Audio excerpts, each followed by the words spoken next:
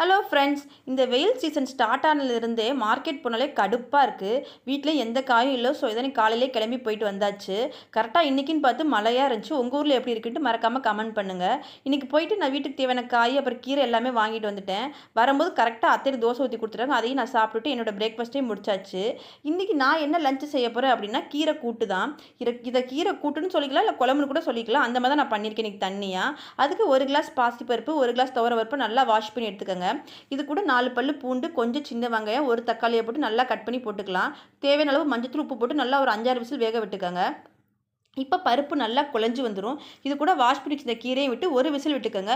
வேணும்னா நீங்கள் விசில் விட்டுக்கலாம், இல்லை அப்படியே கூட நீங்கள் வேக வச்சுக்கலாம். இப்போ கீரை நல்லா வெந்ததுக்கப்புறம் இது கூட தாளிப்புக்கு ஒரு கொஞ்சமாக எண்ணெய் ஊற்றிட்டு, அது கூட கடுகு, கொஞ்சம் பெருங்காயம், கொஞ்சம் 4 காஞ்ச மிளகாவை நல்லா வதக்கி விட்டு அது கூட சேர்த்துனா சூப்பரான கீரை ரெடி ஆயிடும். இதை நீங்கள் ரைஸுக்கும் சாப்பிட்டுக்கலாம், வேணும்னா தோசை கூட சாப்பிட்டுக்கலாம். நீங்கள்